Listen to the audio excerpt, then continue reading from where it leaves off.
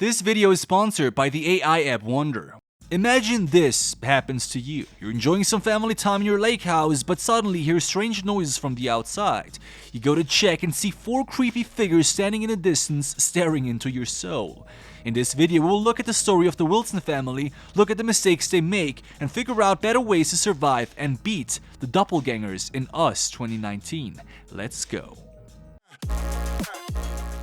Wonder is a new app allowing you to create beautiful art with simple prompts. Pick a thought, create a prompt, select your style, and hit generate. Yep, no need for an expensive 5-year art diploma anymore. Let AI do the job, my friends.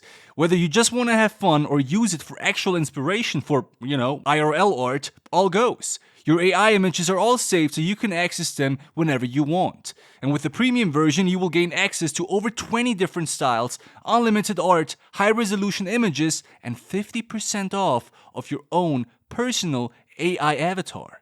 AI avatar, what's that? Well, glad that you asked. But before that, check out the Super Mario Trippin' on Acid. AI avatar, right. So, upload 10 pictures, strictly of yourself of course, hit generate, and there you go. Your personal AI copy of yourself. Sounds cool? Well, it is. And today, thanks to this sponsorship, you can get a free trial of the premium version via the link in the description below. So check it out for yourself and take the time to explore this wonderful app. Click the link to download the app and get a free trial of the lifetime premium version to put your creativity to test. Shout out to Wonder and their super cool app, and if you want to help the channel, check out their application via the link below. Thank you Wonder for sponsoring this video, and now back to the film. We cut to 1986 when Adelaide, the mother of our family, was still a child. She's visiting a theme park with her parents right now, but her parents don't seem to get along well. Her dad is enjoying his beers while playing games, and her mother keeps nagging him about his inability to connect with their daughter, unaware of the fact that she too seems to be emotionally distant. As every other neglected child, Adelaide decides to wander off and find joy elsewhere. She walks past the standard LA creep and eventually gets down to the beach. Coming across a mirror maze, she decides to enter, walks through it, eventually tries to get out of it again, but finds herself lost. Luckily, she sees the emergency exit, but unfortunately, it's just a reflection.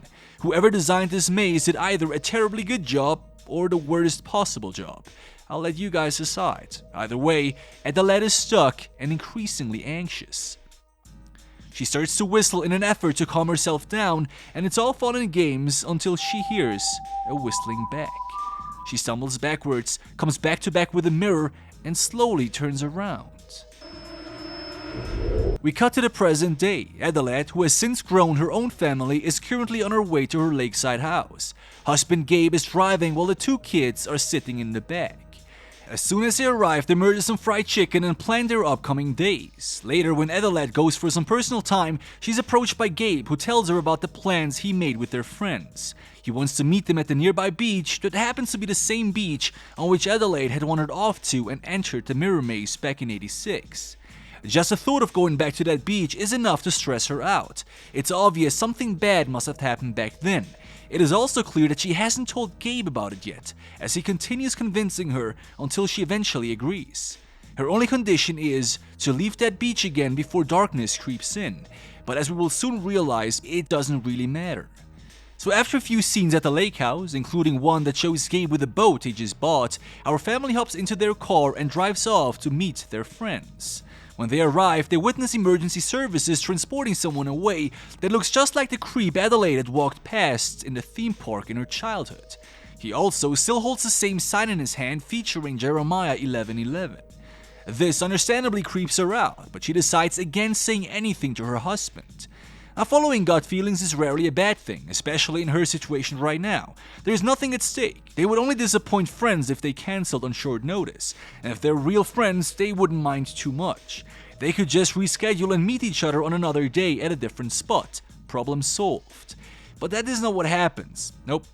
The family arrives at the beach, join their friends, and have a good time. At least until Jason, the boy, wanders off and comes across another creep just like his mom had in the past.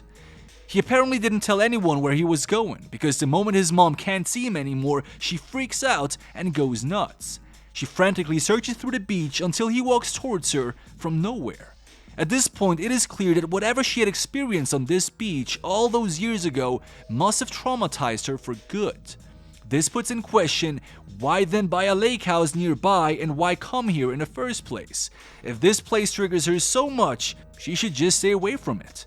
Perhaps telling her husband about her past experience would also allow him to be more empathetic and understanding. Or not.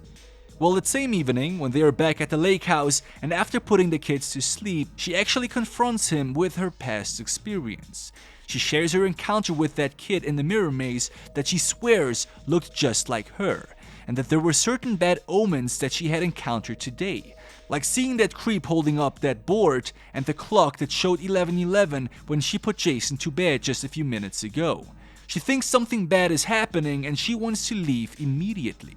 Her husband, though, has a hard time believing her, making the problem even worse. It's difficult to believe ghost stories, sure, but if your loved one is in so much obvious distress, you should at least do something you can to calm them down. Show them that you care and take them seriously. A rational talk can happen after they have collected themselves again, be it on the next day. He does the exact opposite though, and oh boy, he better believed. Only seconds pass and Jason stands in their doorway. They just had a power outage and apparently there is a family in our driveway. Lovely vacation, isn't it? Crackheads on a beach, an emotionally unavailable husband, and now 4 shadowy figures standing on your porch, staring into your soul. While Adelaide panics and calls the police, Gabe interrupts her and tries to make her feel stupid and overreactive. That's a pretty bad team strategy if you can't carry the team, bro. While she's explaining the situation to the cops, he ventures outside and tries to reason with whoever stands on his land. After being treated with complete silence, he too seems to get a little worried. He turns around, goes back inside and tells his family that calling the cops might be a good idea. Yeah, no sh**. He grabs a baseball bat and steps out again. But this time, after just a few moments, the figures in the distance spread out like ninjas, going out for an attack. Now here's the deal. The police are 14 minutes away. Our family has only one bat to defend themselves with, and apparently the window in the back is still open. Zora remembers. Now I don't think a closed window would stop anybody from entering if they really wanted to. So her epiphany and subsequent split off from the family is a pretty bad idea.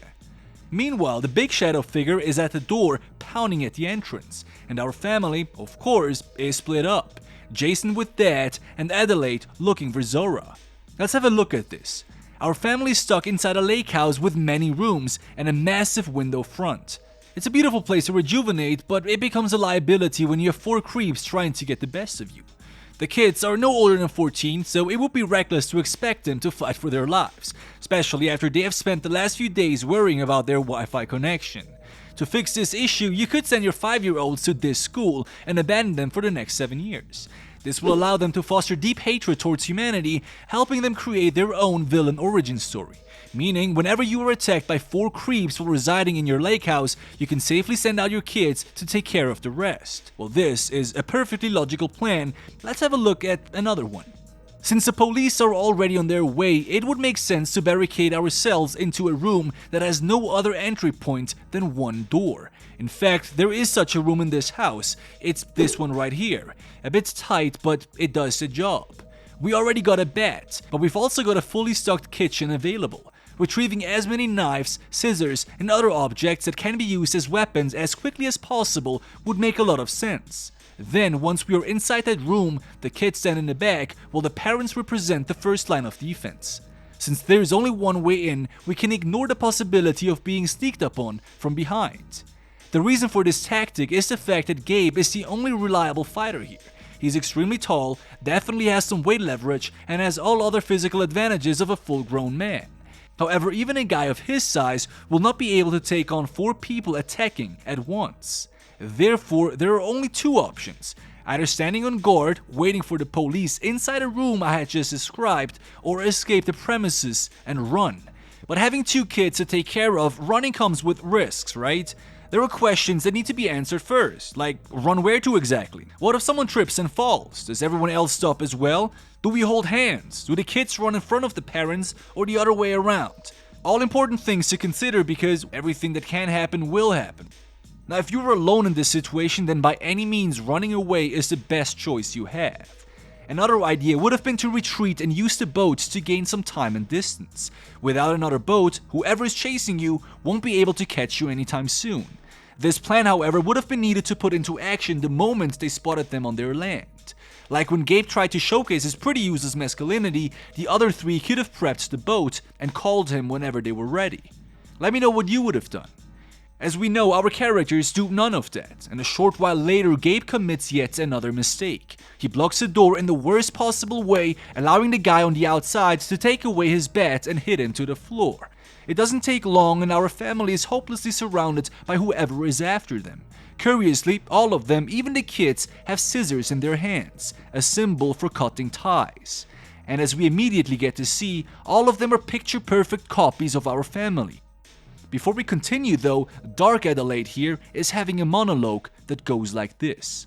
Once upon a time there was a girl, and the girl had a shadow. The two were connected, tethered together, and when the girl ate, her food was given to her warm and tasty. But when the shadow was hungry, she had to eat rabbit raw and bloody.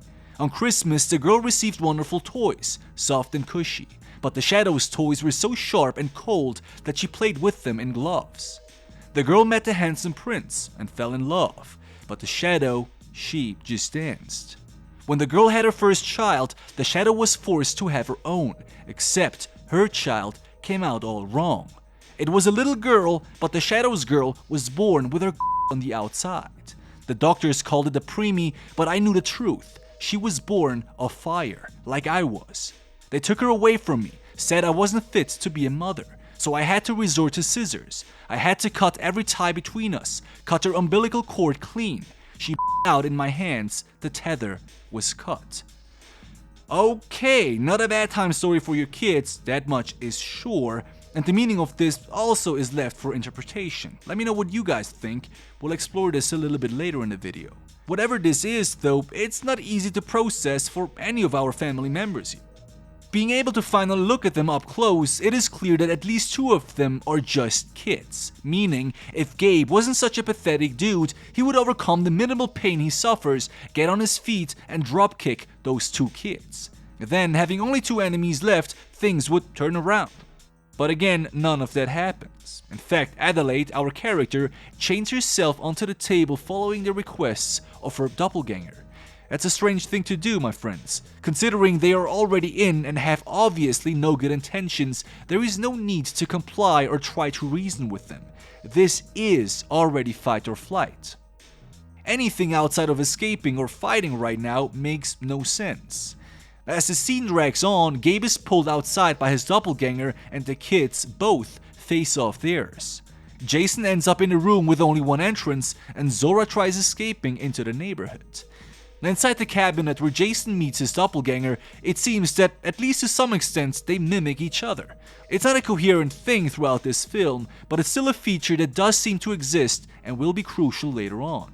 While Zora is escaping her own death, she and her shadow are distracted by a concerned neighbor stepping into the scene. But instead of using common sense and, communicating with this guy, she literally turns away and runs. Stupid move. Having a chance to team up with someone bigger than you while facing your virtual counterpart is probably the best thing you could ask for. There is little doubt she could have taken her shadow out with the help of this grown man. As she runs away, we see the guy being taken out as if he hadn't seen the giant scissors in her hand. I mean, what did he expect from someone chasing a girl with a giant scissor at 10 PM, right? At the same time, Gabe somehow ends up on the boat with his shadow. They start to fight and both end up in the water. He's almost killed but can defend himself and hijack the boat to pick up his family at the pier, who all too have seemingly escaped the grip of their opponents. I guess luck is in the air. By the way, having a boat available is pretty dope. I would consider chilling in the middle of the lake until sunrise or the cops finally arrive. At the very least, you should take some time to process what just happened. Our family decides to travel to their friend's house who they met at the beach. What they don't know, however, is that at the very same time, they too are surprised by their doppelgangers. But unlike our family, they are taken out one by one until none of them are left. It would make more sense though to just hit up the next house in sight. Anybody with a working telephone is our friend right now, no need to find our BFFs. As soon as our family arrives though, Adelaide pounds against the window front and comes into contact with their friend Josh. She clearly can't see the red overall he's wearing and the, absent psychopathic stare in his eyes. But she is clearly spiked with adrenaline, so she may be excused. As she realizes that this isn't Josh, she attacks him with the iron she took away from her fireplace. She hits him neatly on the head, but he doesn't seem to be bothered by it at all, indicating that they have no pain sensation, which means that any blow we go for must be fatal or at least limit their movement. Now she's pulled inside where family witnesses the incident from down the path. Everything that follows happens pretty quickly, so let me sum it up for you guys. While Gabe faces off fake Josh, the kids enter the house trying to help their mom. They arm themselves with a golf club and a massive gemstone, venture upstairs, take out the twins with generous double tapping, and attempt to rescue their mom. While Zora tries to get the best of her, she is overwhelmed and almost taken out. However, Jason, sneaking up from behind, makes good use of the gemstone and saves his sister and mom. At the same time, apparently, Gabe too was able to take out his opponent. Now finally, having a minute of peace, our family sits inside the dining room trying to plan their next move. But before they can come up with anything, Adelaide is shocked by what she sees on TV.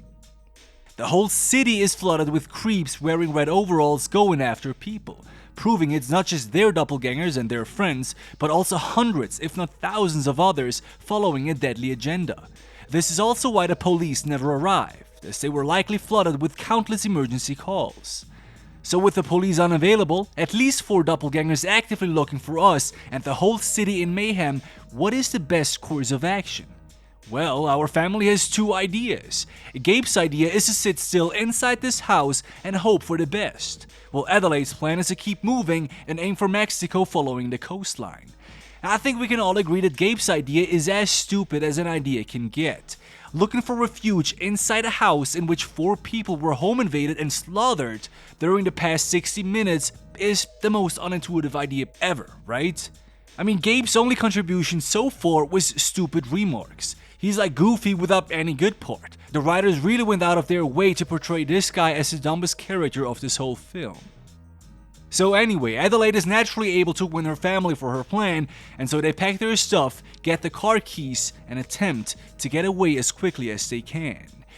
But it looks like their doppelgangers have already caught up. Looks like taking a break at a dining table was not that good of an idea. Zora, the one who's driving, decides to hit her dark twin but fails when that thing jumps onto her car, cuts open the ceiling with a scissor, and attempts to finish her duty. However, Zora floors the brake and has her twin fly through the air and get stuck on the front hood. It's also worthy to mention that none of those doppelgangers seem to possess any kind of intelligence, or if they do, just a very basic, rudimentary one. Apart from Adelaide's doppelganger, none of the others have spoken a word. They just growl like animals and have other mannerisms more resembling primitive life forms than human beings. Now they eventually take her out, double check if she's really dead, thumbs up for that, and continue with their journey down the coast. Coming across a burning car obstructing their way, clearly being a trap, they stop. A few seconds later they hear something from underneath, and when they reverse, they see Jason's twin had seemingly done something to their car. Adelaide again gets out and tries to go for a hit until she recognizes the fuel path leading up to the car and signs her family to get out immediately. Realizing what's happening, the real Jason steps out, walks backwards, and has a shadow mimic him just like before, until the enemy ends up inside the flames behind him. Easiest takeout ever, probably. Now for some odd reason, Zora and Gabe both have now disappeared and allow the real Jason to be captured by Adelaide's shadow that just appeared somehow. Within a split second, she literally vanishes with a non-compliant 10-year-old in her arm without being noticed by anyone else. Sure. And if that's not weird enough, then the fact that Adelaide knows exactly where she went certainly is a little bit, too convenient, isn't it? She ventures to the beach, enters the mirror maze again, of course all on her own, because why not team up with her husband for that, and looks for her abducted son. She finds a hidden door, walks through it, and we get an extremely stretched out scene of her going through endless pathways until she gets to an underground facility that looks inhabited but also abandoned. Now here's where the whole secret is being lifted. So, coming across a classroom, she finds her shadow inside. They go for a pretty anticlimactic last showdown, and of course, our Adelaide wins. Or is she ours? Well, that is the issue with doppelgangers, my friends. The moment you face picture-perfect copies of your friends and yourself, the moment you lose your friends out of your sight, you just invited the possibility of being fooled. You see, Adelaide, back in '86, when she ventured into the mirror maze, never came out again. It was her shadow. Her shadow took the real one's place and thus switched their lives. Now, if you think that would imply half a dozen plot holes, then you're right. But who cares? It was a, kind of a decent film with some good creepy vibes. And in the end, all came out well, right? Well, unless Jason suspects something.